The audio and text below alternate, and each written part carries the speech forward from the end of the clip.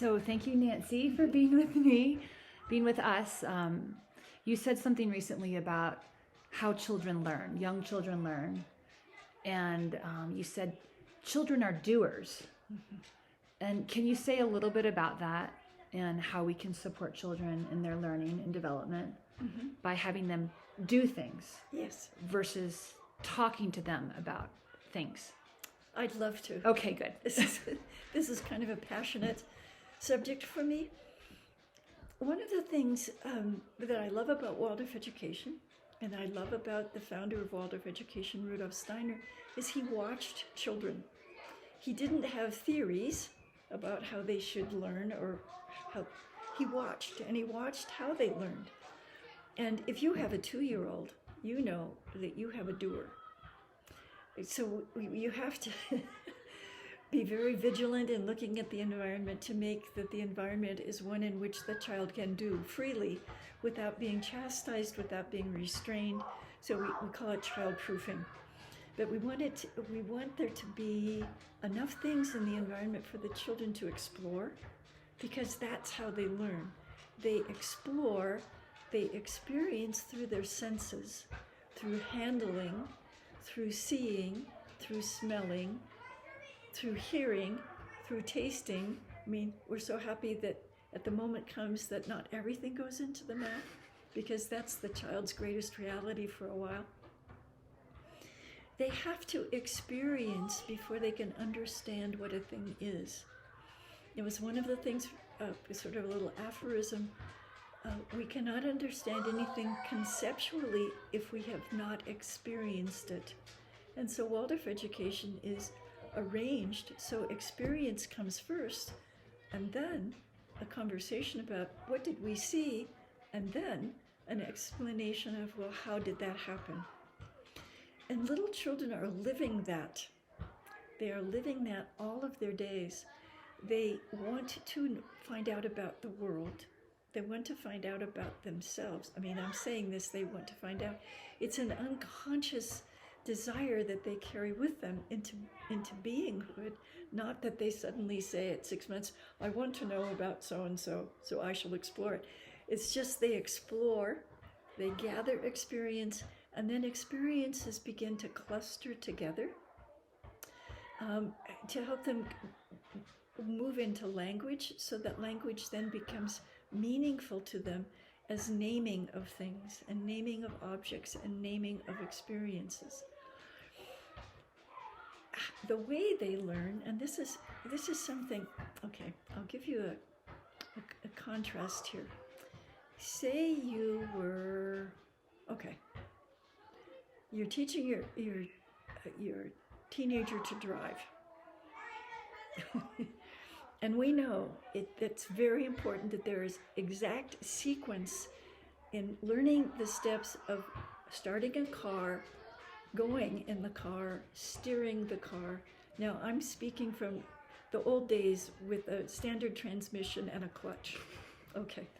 Our children don't have that. They won't have that challenge. But we know that you have to do things in a certain logical way to be successful.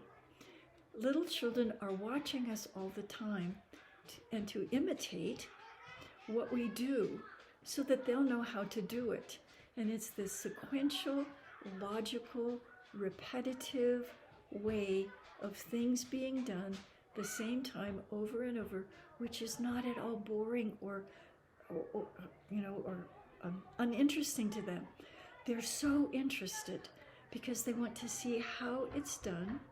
They imitate that, and that is also then giving them the whole capacity for how they will approach learning other things.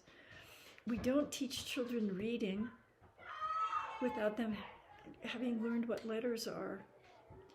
And in the Waldorf first grade, they learn the writing of the letters before anything else, which is given to them in a very lively, wonderful way, so that they are interested in those things. And then they write, which is what people did actually in the old days. I mean, pictograms. Before anything else that they did, they learned through experiencing. We are threatened right now and I do say threatened, I'm using that on purpose, by the distraction caused by screens. Screens for everybody takes us away from real activity in life and real doingness. I couldn't do my work without my computer. I love it. I praise it. I'm grateful for it. But I had a very active life as a child, so I was a doer. The danger for our children is if every time you're on a screen, not only are you isolated, you're not doing, except maybe doing something like this. You are not moving. You are not building yourself into your body. You are not doing. To think that being eye to screen is doing something, I'm sorry, it's a deception. It's not. And so for children to be able to become learners, active learners, and I think we want our children to be real action doers in the world when they are on their own, not passive observers, not dependent upon looking something up on Google to tell them what they should do next, or forgive me, asking Siri, is that the one? Siri? Or Alexa. Or Alexa, yes, I'm sorry. What do I do when my child won't stay seated at the table to eat? That was an actual occurrence that I heard.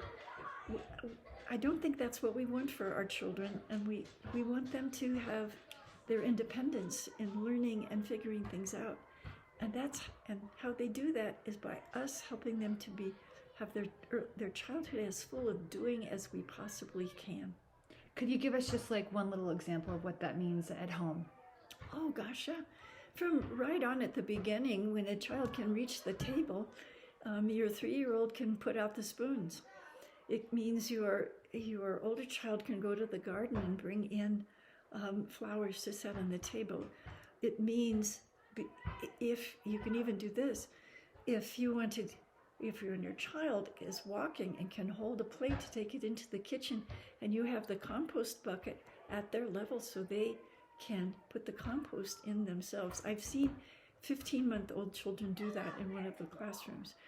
It means